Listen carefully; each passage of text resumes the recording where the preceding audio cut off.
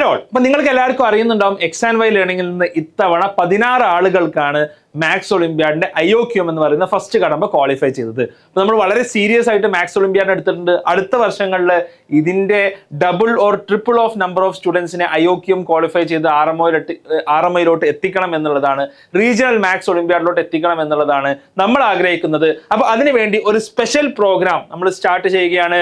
Mission math ഒളിമ്പ്യാഡ്സ് 2026 2026 maths Olympiad എക്സാമിന് വേണ്ടിയിട്ട് IOQM RMO എക്സാംസിന് വേണ്ടിയിട്ട് ഒരു സ്പെഷ്യൽ കോഴ്സ്, ഒരു സ്പെഷ്യൽ ബാച്ച് തന്നെ നമ്മൾ സ്റ്റാർട്ട് ചെയ്യുകയാണ്. അപ്പോൾ കഴിഞ്ഞ ഇത്തവണത്തെ ഇന്റർനാഷണൽ മാത്സ് ഒളിമ്പ്യാഡിൽ ഇന്ത്യ 3 ഗോൾഡും 2 സിൽവറും 1 ബ്രോൺസ് മെഡലും നേടിയിട്ടുണ്ട്. അത് നടന്നത് ഓസ്ട്രേലിയയിലാണ്. അപ്പോൾ നിങ്ങൾ ആലോചിക്കുന്നുണ്ടാവും എന്താണ് ഓസ്ട്രേലിയയിൽ നടക്കുന്ന ഒരു ഈവന്റോ എന്നുള്ളത്. മാത്സ് ഒളിമ്പ്യാഡിനെ കുറിച്ച് അധികം ആളുകൾക്കൊന്നും പലപ്പോഴും അറിയില്ല എന്നുള്ളതാണ് യാഥാർത്ഥ്യം എന്നുള്ളത്. മാത്സ് ഒളിമ്പ്യാഡിന്റെ stage 1 Indian olympiad qualifier in mathematics ആണ്. ഇതന്നെ അത്യാവശ്യം ടഫ് ആയിട്ടുള്ള എക്സാം ആണ്. ഇതിലാണ് നമ്മുടെ 16 സ്റ്റുഡൻസ്, അതിലും 13 ആളുകൾ ഹൈസ്കൂൾ ലെവലിൽ നിന്ന് ക്വാളിഫൈ ചെയ്തത്. ഇവർ +2 പേപ്പർ എഴുതിയിട്ടാണ് ക്വാളിഫൈ ചെയ്തത്. നമുക്ക് ഓർമ്മ വേണേ, ഈ സ്റ്റേജ് 1 ക്വാളിഫൈ ചെയ്യുന്ന ആളുകൾക്ക് റീജിയണൽ മാത്തമാറ്റിക്സ് ഒളിമ്പ്യാഡ് ഉണ്ടാവും. ഈ റീജിയണൽ മാത്സ് ഒളിമ്പ്യാഡിന്റെ 3ാമത്തെ സ്റ്റേജിൽ ഇന്ത്യൻ നാഷണൽ മാത്തമാറ്റിക്സ് ഒളിമ്പ്യാഡിലെത്തും. അവിടെ നിന്ന് സെലക്ട് ചെയ്യുന്ന ആളുകൾക്ക് ഇന്റർനാഷണൽ ഒളിമ്പ്യാഡിലോട്ടുള്ള ട്രെയിനിങ് ക്യാമ്പ് ഉണ്ടാകും. അവിടെ നിന്ന് അവർ ഇന്ത്യയെ റെപ്രസെന്റ് ചെയ്ത് ഇന്റർനാഷണൽ മാത്തമാറ്റിക്സ് ഒളിമ്പ്യാഡിൽ പങ്കെടുക്കും. അപ്പോൾ ഈ ഒരു ഫ്ലോയിലോട്ടാണ് നമ്മുടെ കുട്ടികളെയും ഇൻജക്ട് ചെയ്യാൻ വേണ്ടി നമ്മൾ ശ്രമിക്കുന്നത്. ഓക്കെ, അപ്പോൾ IOQM നിന്ന് ടോപ്പ് 200 സ്റ്റുഡൻസ് കാറ്റഗറി എ എന്ന് പറഞ്ഞാൽ 8ാം ക്ലാസ് മുതൽ 11ാം ക്ലാസ് വരെ, അതേപോലെ തന്നെ 40 സ്റ്റുഡൻസ് കാറ്റഗറി ബിയിൽ നിന്ന് +2ൽ നിന്ന് സെലക്ട് ചെയ്യപ്പെടുന്നു. 5 അഡീഷണൽ ഗേൾ സ്റ്റുഡൻസും കാറ്റഗറി എയിൽ നിന്ന് ക്വാളിഫൈ ചെയ്യുന്നുണ്ട്. അതേപോലെ തന്നെ RMOയിൽ നിന്ന് 30 സ്റ്റുഡൻസിനെയാണ് കാറ്റഗറി എ, അതായത് 8 മുതൽ 11 വരെ ക്ലാസ്സുകൾ നിൽക്കുന്നത്. 6 സ്റ്റുഡൻസിനെ കാറ്റഗറി ബി എന്ന് കൊടുക്കുന്നു. Okay, 5 additional girl students from category A is selected. പിന്നെ ആ നാഷണൽ മാത്തമാറ്റിക്സ് ഒളിമ്പ്യാഡിലെത്തും. അവിടെ നിന്ന് 48 സ്റ്റുഡൻസും കാറ്റഗറി എ, അതായത് 8 മുതൽ 11 വരെ ക്ലാസ്സിൽ നിന്നും 12 സ്റ്റുഡൻസിനെ +2കാരെയും എടുത്തിട്ട് നാഷണൽ INMO അവാർഡീസ് ആക്കി മാറ്റും. അതേപോലെ തന്നെ 5 ഗേൾ സ്റ്റുഡൻസിന് സ്പെഷ്യൽ കൺസിഡറേഷൻ നൽകുന്നുണ്ട്. ഇതിൽ നിന്ന് ഒരു ക്യാമ്പ് നടത്തിയിട്ട് ആ ക്യാമ്പിലെ ഏറ്റവും മികച്ച 6 ആളുകളാണ്, ഏറ്റവും ബെസ്റ്റ് 6 ആളുകളാണ് ഇന്ത്യയെ റെപ്രസെന്റ് ചെയ്യാൻ വേണ്ടിയിട്ട് ഈ രാജ്യങ്ങളിലൊക്കെ പോകുന്നത്. അപ്പൊ ഇതുകൊണ്ടൊക്കെ എന്താ ഗുണം? ഇതൊക്കെ ചെയ്യുന്ന ആളുകളെ സംബന്ധിച്ചിടത്തോളം അവർക്ക് ലോകത്തിലുള്ള ഏത് മികച്ച യൂണിവേഴ്സിറ്റികളും അഡ്മിഷൻ നൽകാൻ റെഡി ആയിരിക്കും എന്നുള്ളതാണ്. ഈവൻ IITs ഇപ്പോൾ ഒളിമ്പ്യാഡ് സ്ട്രീം തുടങ്ങിയിട്ടുണ്ട്. അതേപോലെ തന്നെ നിങ്ങൾ MIT, സ്റ്റാൻഫോർഡ്, ഹാർവാർഡ്, ലോകത്തിലെ ഏത് മികച്ച യൂണിവേഴ്സിറ്റികൾ എടുത്താൽ ഒളിമ്പ്യാഡിൽ പാർട്ടിസിപ്പേറ്റ് ചെയ്ത ആളുകൾക്ക് ഒരു സ്പെഷ്യൽ വെയിറ്റേജും സ്കോളർഷിപ്സും ഒക്കെ അവർക്ക് അവൈലബിൾ ആണ്. അപ്പോൾ എല്ലാ സ്റ്റേറ്റ്സിലും IOQM ഡിഫറെന്റ് കട്ട് ഓഫ്സ് ആണുള്ളത്. നിങ്ങൾ നോക്കുക, കേരളത്തിന്റെ കട്ട് ഓഫ് എന്നുള്ളത് അവിടെ റെഡ് ആയിട്ട് മാർക്ക് ചെയ്തിട്ടുണ്ട്. കാറ്റഗറി എയിൽ 21 മാർക്കാണ്, കാറ്റഗറി ബി അതായത് 12ൽ 32 മാർക്കാണ്. 21 മാർക്കാണ് കേരളത്തിലെ കട്ട് ഓഫ്. നിങ്ങൾ നോക്കൂ, ആന്ധ്ര, തെലങ്കാനയിലൊക്കെ 35ഉം 43ആണ്. കാരണം അത്രയധികം കുട്ടികൾ, മിടുക്കരായ കുട്ടികൾ നേരത്തെ അവിടെ ഇതിനു വേണ്ടി പ്രിപ്പയർ ചെയ്യുന്നുണ്ട്.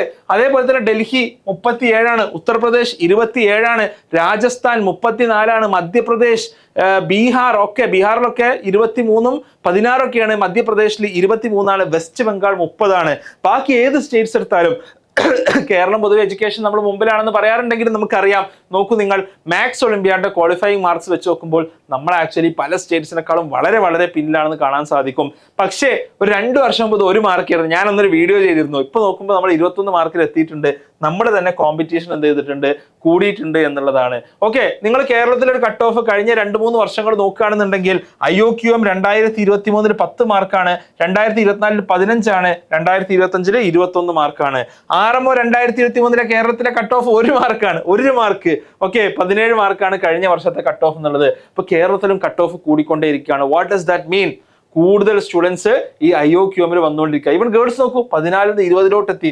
ഗേൾസിനും വലിയ ഡിഫറൻസ് ഒന്നുമില്ല, 21ഉം 20ഉം മാർക്കാണ്. ആ എക്സ്ട്രാ വരുന്ന ഗേൾസിന് 1 മാർക്ക്. മിടുക്കരായിട്ടുള്ള പെൺകുട്ടികൾ നമ്മുടെ നാട്ടിൽ നിന്ന് ഉയർന്നു വന്നുകൊണ്ടേയിരിക്കുകയാണ്. അപ്പൊ നമ്മുടെ നാട്ടിലും ബേസിക്കലി ഇതിന്റെ കോമ്പറ്റീഷൻ കൂടി വന്നുകൊണ്ടേയിരിക്കുകയാണ്. അപ്പോൾ ഒബ്സർവേഷൻ എന്താ? കൂടുതൽ അവയർനെസ്. ഞാനടക്കമുള്ള ആളുകൾ ഇതിനെക്കുറിച്ച് സംസാരിക്കുന്നു, കൂടുതൽ അവെയർ ആകുന്നു.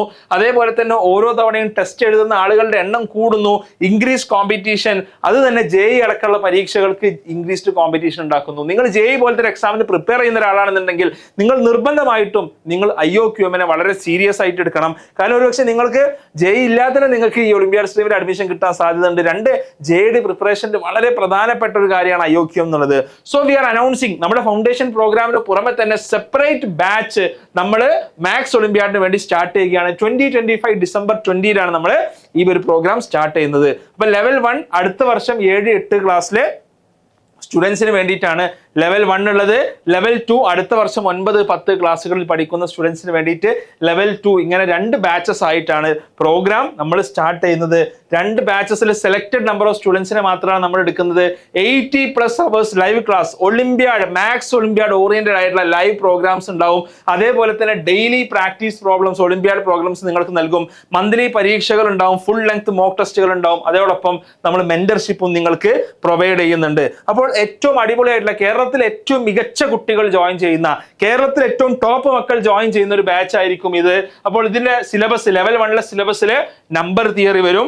അതേപോലെ തന്നെ അടുത്ത വർഷം 7th 8th പഠിക്കുന്ന കുട്ടികൾക്കാണ്. അപ്പോൾ നമുക്കറിയാവുന്ന പോലെ HCM, HCF, divisibility, factors, multiples, ഇങ്ങനത്തെ കാര്യങ്ങൾ, algebraic identities, linear equations, ratio, proportion, profit loss, ഞാൻ എല്ലാം വായിക്കുന്നില്ല, ക്വാഡ്രാറ്റിക് ഇക്വേഷൻസ്. അപ്പൊ ഒരു ക്വാഡ്രാറ്റിക് ഇക്വേഷൻ ഒക്കെ 10th ക്ലാസ്സിലാണ് ഒരു കുട്ടി പഠിക്കുന്നത്. പക്ഷെ നമ്മുടെ ഒളിമ്പ്യാഡ് ബാച്ചിലെ കുട്ടി 7ലും 8ലും എന്ത് പഠിക്കും? ക്വാഡ്രാറ്റിക് ഇക്വേഷൻസ് പഠിക്കും. സീക്വൻസസ്, അരിത്മെറ്റിക് പ്രോഗ്രഷൻ, +1 പഠിക്കുന്ന ജോമെട്രിക് പ്രോഗ്രഷൻ ഒളിമ്പ്യാഡ് ബാച്ചിലെ കുട്ടി 8ാം ക്ലാസ്സിൽ അല്ലെങ്കിൽ 7ാം ക്ലാസ്സിൽ ജോമെട്രിക് പ്രോഗ്രഷൻ പഠിക്കുന്നതാണ്.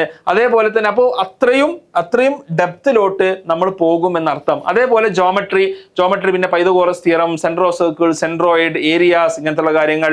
അതേപോലെ തന്നെ കോമ്പിനറ്റോറിക്സ്, അതായത് പെർമ്യൂട്ടേഷൻസ് ആൻഡ് കോമ്പിനേഷൻ. +1 ആണ് ഒരു കുട്ടി പഠിക്കുന്നത്.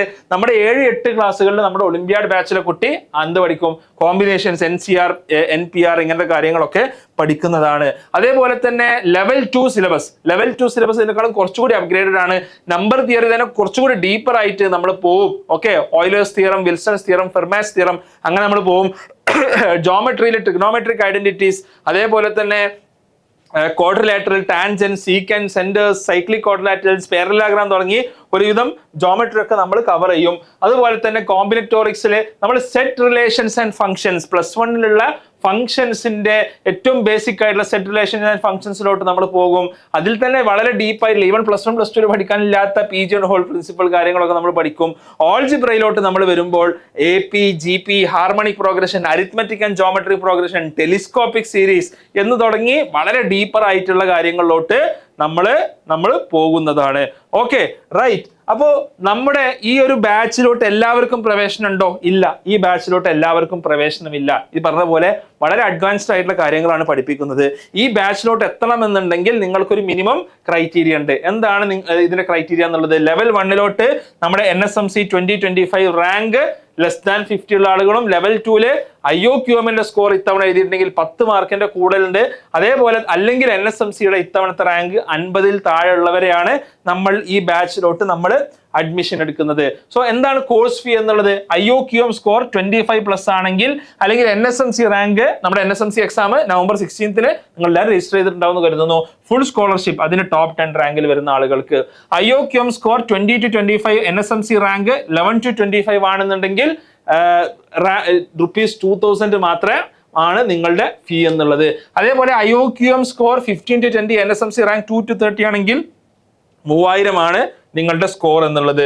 അതേപോലെ തന്നെ IOQM സ്കോർ 10 to 15 ആണ്, NSMC റാങ്ക് 31 to 50 ആണെങ്കിൽ, ഇതിൽ ഏതെങ്കിലും ഒന്ന് ക്രൈറ്റീരിയ നിങ്ങൾ ക്വാളിഫൈ ചെയ്യുകയാണെങ്കിൽ 4000 ആണ് നിങ്ങൾക്കുള്ള ഫീ എന്നുള്ളത്. ഇത് എക്സ്റ്റേണൽ X&Y ഫൗണ്ടേഷൻ ഇല്ലാത്ത സ്റ്റുഡൻസിന് വേണ്ടിയിട്ടാണ്. ഇനി ഇന്റേണലി X&Y ഫൗണ്ടേഷനിൽ ഉള്ള സ്റ്റുഡൻസ് ആണെങ്കിലോ, നിങ്ങൾ IOQM സ്കോർ 15+ വാങ്ങിയിട്ടുണ്ട്, NSMC റാങ്ക് 1 to 20 ആണെങ്കിൽ ഫുൾ സ്കോളർഷിപ്പ് കിട്ടും. IOQM സ്കോർ 10 to 15 ആണ്, NSMC റാങ്ക് 21 to 50യുടെ ഉള്ളിലാണെന്നുണ്ടെങ്കിൽ ₹2000 ആണ് നിങ്ങൾക്കുള്ള ഫീ എന്നുള്ളത്. അപ്പോൾ ഈ ഒളിമ്പ്യാഡ്സിൽ ഫോക്കസ് ചെയ്തുകൊണ്ട് ഇപ്പോൾ കഴിഞ്ഞ തവണയും ഇത്തവണയൊക്കെ കഴിഞ്ഞ തവണകളിൽ ഇരട്ടിയിലധികം ഏകദേശം 3 ഇരട്ടി ആളുകളായി ഇത്തവണ മാറി. ഓരോ വർഷവും നമ്മുടെ വിന്നേഴ്സിന്റെ എണ്ണം കൂടിക്കൊണ്ടേയിരിക്കുകയാണ്. കഴിഞ്ഞ തവണ ഹാമിസ് RMO ക്വാളിഫൈ ചെയ്ത് 6 സ്റ്റുഡൻസിൽ ഒരാളായിട്ട് പോയി. ഫാത്തിമത്തുൽ സൻഹ RMO ക്വാളിഫൈ ചെയ്തിട്ട് പോയി. അപ്പൊ നമ്മളെ സംബന്ധിച്ചിടത്തോളം നമ്മളിങ്ങനെ എന്താ പറയാ, കേരളത്തിൽ ഏറ്റവും മിടുക്കരായിട്ടുള്ള കുട്ടികളുടെ പ്ലാറ്റ്ഫോമായി X&Y മാറിക്കൊണ്ടിരിക്കുകയാണ്. അതിൽ വീണ്ടും എന്താ പറയാ, ഒരു നെക്സ്റ്റ് ലെവൽ റിസൾട്ട് ഉണ്ടാക്കാൻ വേണ്ടിയിട്ടാണ് ഇത്തരത്തിലുള്ള ഒരു IOQM ബാച്ച് നമ്മൾ സ്റ്റാർട്ട് ചെയ്യുന്നത്. അപ്പോൾ അത് ഇൻട്രൊഡ്യൂസ് ചെയ്യാൻ വേണ്ടിയിട്ടാണ് ഈ ഒരു വീഡിയോ ഇട്ടിട്ടുള്ളത്. അപ്പൊ തീർച്ചയായിട്ടും നിങ്ങൾ എല്ലാവരും ഇതിൽ എല്ലാവരും ജോയിൻ ചെയ്യുന്നില്ല, NSMC എഴുതുന്നവർ ഇത് ശ്രദ്ധിക്കുക. അതേപോലെ തന്നെ ഇതിനൊരു ഒരു എലിജിബിലിറ്റി ഉണ്ട്. ആ എലിജിബിലിറ്റി ഉള്ള ആളുകൾ തീർച്ചയായിട്ടും ഇതിൽ ജോയിൻ ചെയ്യുക. Okay, so thanks a lot for watching. നമുക്ക് മറ്റൊരു വീഡിയോയുമായി കാണാം.